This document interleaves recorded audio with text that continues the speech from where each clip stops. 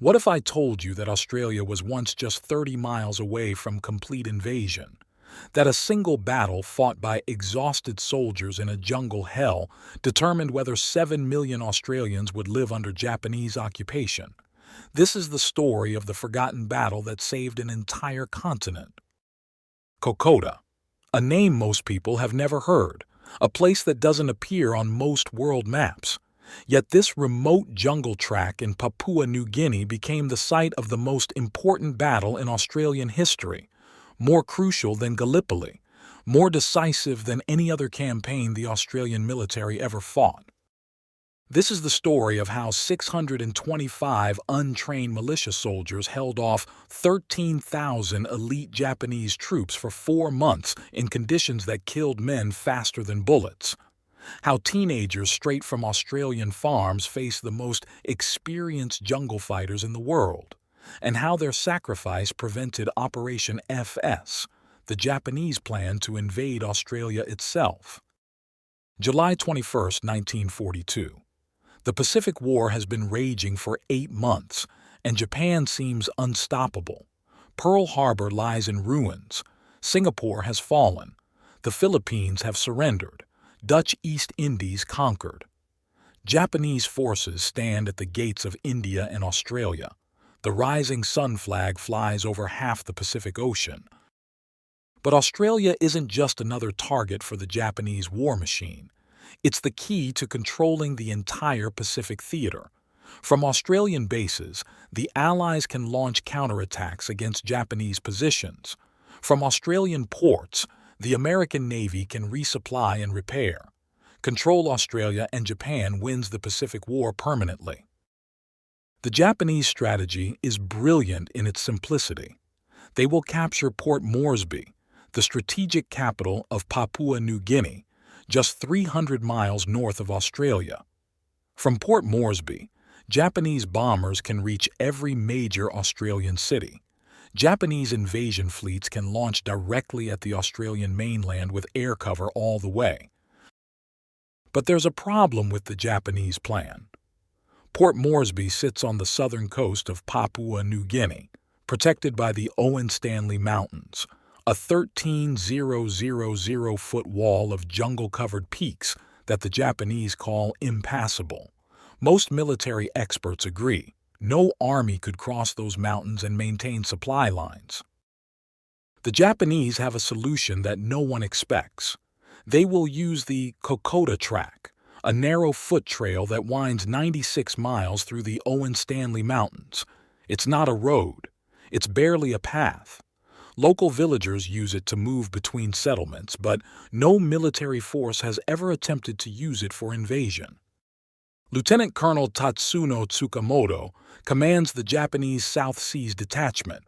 These aren't ordinary soldiers. They are veterans of the China campaigns, experts in jungle warfare, hardened by years of combat in the most difficult terrain on Earth.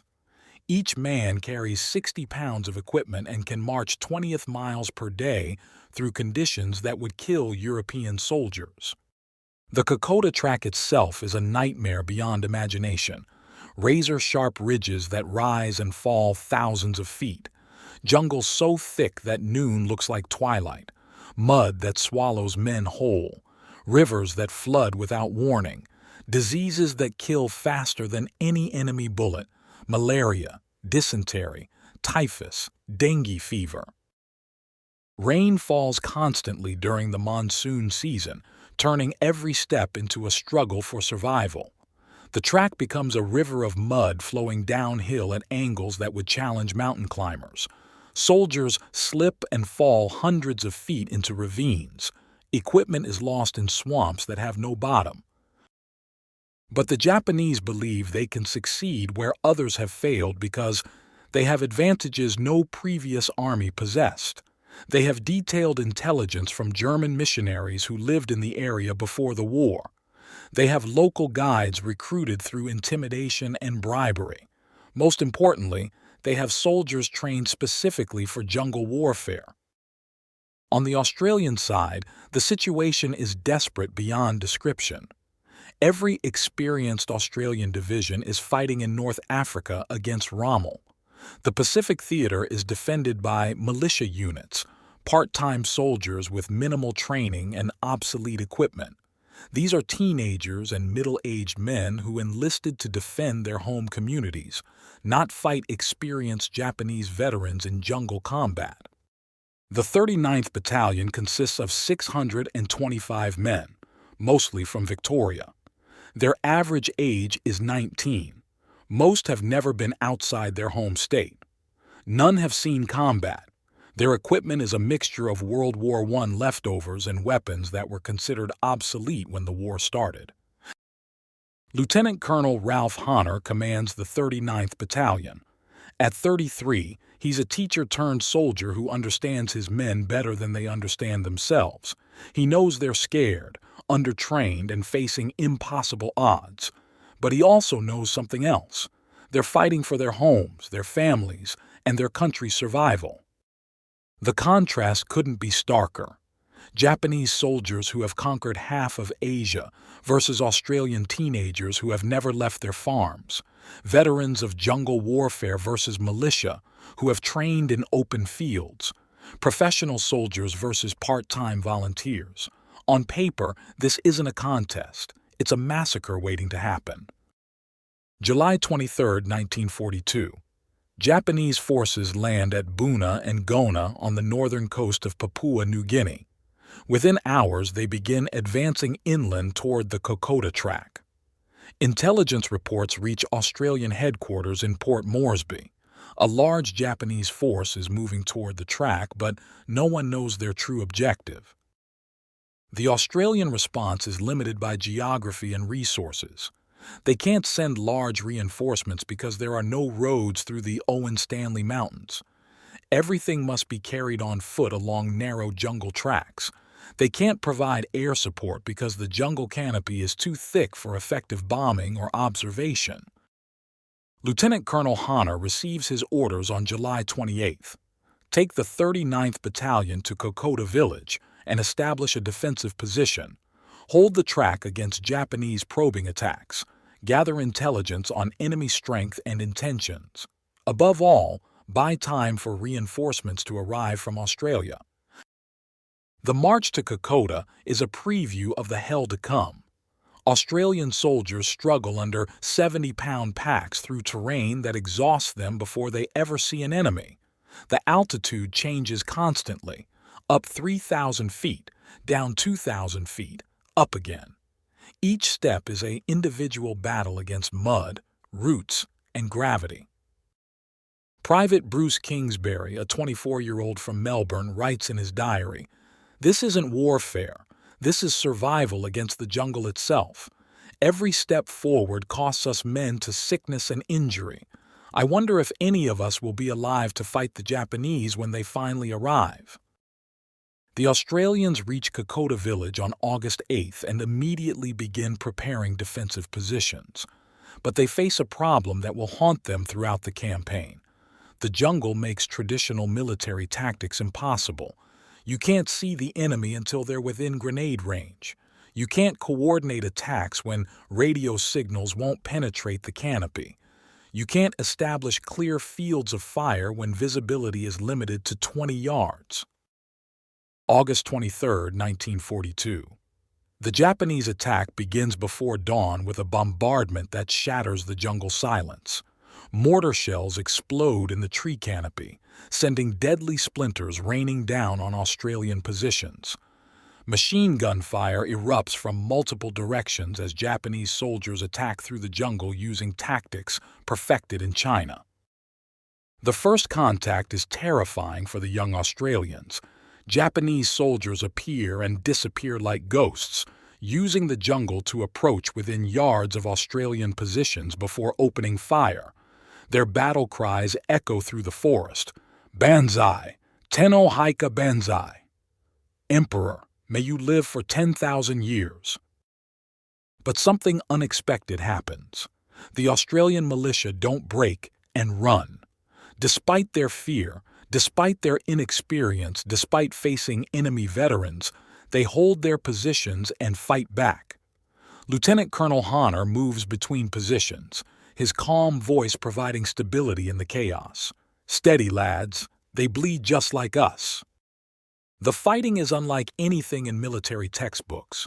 Individual soldiers battle at ranges of 10 yards through jungle so thick they can barely see their enemies. Grenades explode constantly as both sides try to dislodge opponents from concealed positions.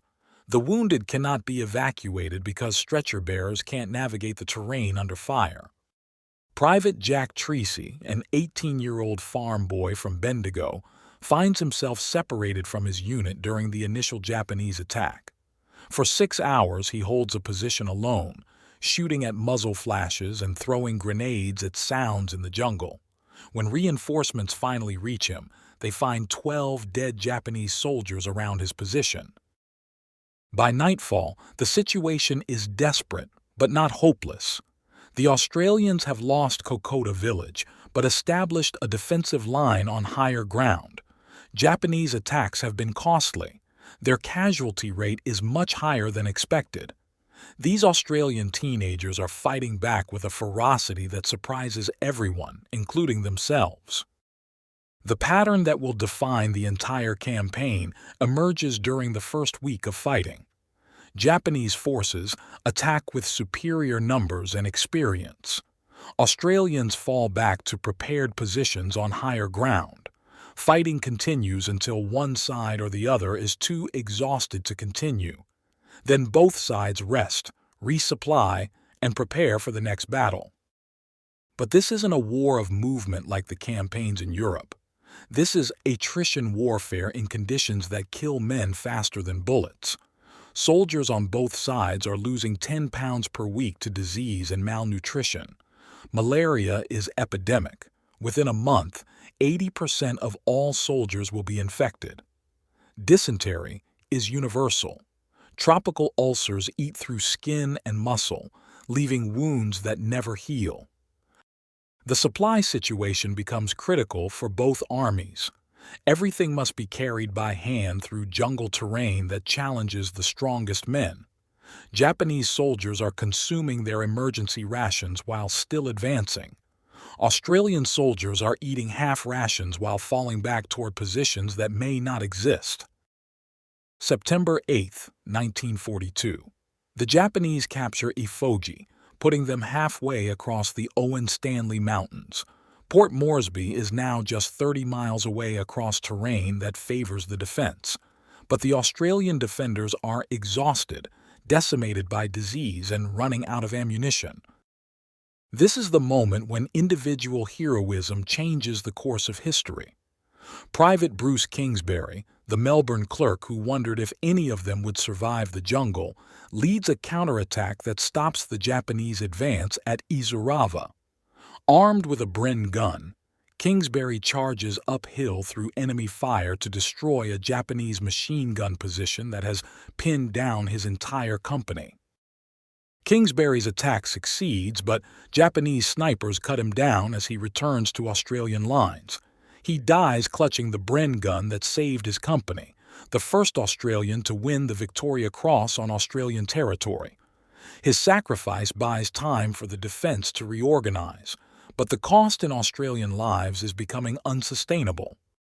September 14, 1942. Japanese forces reach Iorabaiwa, just 25 miles from Port Moresby. They can see the lights of the city through breaks in the jungle canopy. One more major attack will break through the remaining Australian defenses. The Japanese commander orders final preparations for the assault that will capture the most important Allied base in the Southwest Pacific. But something extraordinary happens that night. Japanese supply lines, stretched to the breaking point across 70 miles of impossible terrain, finally collapse. Soldiers who have been fighting for 3 weeks without adequate food or medical supplies can no longer continue the advance. Disease rates in Japanese units reach 75%. Even elite jungle fighters have limits. At the same time, Australian reinforcements begin arriving from the Middle East. The 214th and 216th battalions, veteran units recalled from North Africa, start the long march up the Kokoda Track. These are experienced soldiers who understand jungle warfare and carry modern equipment. The balance is beginning to shift. September 18, 1942. The Japanese High Command makes a decision that saves Australia. Facing supply problems across the Pacific Theater and massive casualties at Guadalcanal, they order the withdrawal from the Kokoda Track. The assault on Port Moresby is cancelled. Operation FS, the invasion of Australia, is postponed indefinitely. The Japanese withdrawal is as nightmarish as their advance. Soldiers who are already weakened by disease and malnutrition must retreat through terrain that has been destroying both armies for 2 months. They abandon heavy equipment, destroy supplies they cannot carry, and leave wounded comrades behind. But the Australians are in no condition to pursue aggressively. The 39th Battalion, which started the campaign with 625 men, can now field fewer than 200 effective soldiers. The rest are dead, wounded, or too sick to fight. Disease has accomplished what Japanese bullets could not. October 21, 1942. Australian forces recapture Kokoda village after 3 months of continuous fighting. The Japanese have retreated to coastal positions at Buna and Gona, where they will make their final stand. The Kokoda Track campaign is effectively over, but the casualties on both sides are staggering. The Australian official history records 625 battle deaths and 1,055 wounded among Australian forces. But these numbers don't include the thousands who were evacuated with diseases that would affect them for the rest of their lives. Malaria, dysentery, tropical ulcers, and psychological trauma claimed more Australian soldiers than Japanese bullets. Japanese casualties were even higher. Of the 13,000 soldiers who began the advance across the Owen Stanley Mountains, fewer than 3,000 reached the coast in fighting condition. The rest were dead, missing, or too sick to continue military service. Elite jungle warfare units were effectively destroyed by the combination of Australian resistance and jungle conditions. But the true significance of the Kokoda campaign goes far beyond casualty statistics. This was the battle that saved Australia from invasion. Had the Japanese captured Port Moresby, Operation FS would have proceeded as planned. Japanese bombers would have ranged across eastern Australia, softening defenses for amphibious assault. The strategic implications were enormous. Australia was the base for MacArthur's Southwest Pacific Command. Australian ports supported the American Pacific Fleet. Australian airfields launched bombing raids against Japanese positions throughout the Pacific. Control Australia and Japan could have won the entire Pacific War. The psychological impact was equally important. Japanese forces had seemed invincible since Pearl Harbor. They had conquered territory from the Aleutian Islands to the edge of Australia without a single major defeat. Kokoda proved they could be stopped by determined resistance, even from inexperienced troops fighting under impossible conditions. The tactical lessons learned at Kokoda revolutionized jungle warfare doctrine. Small unit tactics in dense terrain, the importance of local knowledge and native guides, supply challenges in roadless regions, disease prevention in tropical climates. These lessons shaped Allied strategy for the rest of the Pacific War. Individual heroism at Kokoda became legendary in Australian military history. Bruce Kingsbury's Victoria Cross charge at Isurava, Lieutenant Colonel Honnor's leadership under impossible conditions, Private Jack Tracy's solo defense against overwhelming odds. These stories inspired a generation of Australian soldiers. But perhaps the most important lesson of Kokoda is about ordinary people rising to extraordinary circumstances. The teenage militia who held the track weren't professional soldiers. They were clerks and farmers, mechanics and students who found courage they didn't know they possessed when their country's survival depended on their actions. The Kokoda Track today is a pilgrimage route for Australians seeking to understand their military heritage. The trail has been restored and marked with memorials to the soldiers who fought there. Visitors can walk the same paths where 625 militia soldiers held off 13,000 Japanese veterans and saved a continent. Modern military historians consider Kokoda one of the most important battles of World War II. Not because of its size, both armies were relatively small. Not because of its duration, the campaign lasted only 4 months. But because of its consequences, the survival of Australia as an independent nation. The forgotten battle that saved Australia reminds us that history turns on the actions of individuals who refuse to surrender when surrender seems reasonable. Young soldiers who held impossible positions because their homes were behind them. Officers who led from the front because their men deserved better than they received. Ordinary people who became heroes because their country needed heroes. Today, when we face our own impossible challenges, we can remember the teenagers who held the Kokoda Track, who fought elite enemy veterans with obsolete weapons in conditions that killed men faster than bullets, who proved that courage isn't the absence of fear, but action in spite of fear. 625 militia soldiers versus 13,000 elite Japanese troops. 4 months in jungle hell that killed men faster than bullets. The forgotten battle that saved Australia and changed the course of World War II forever.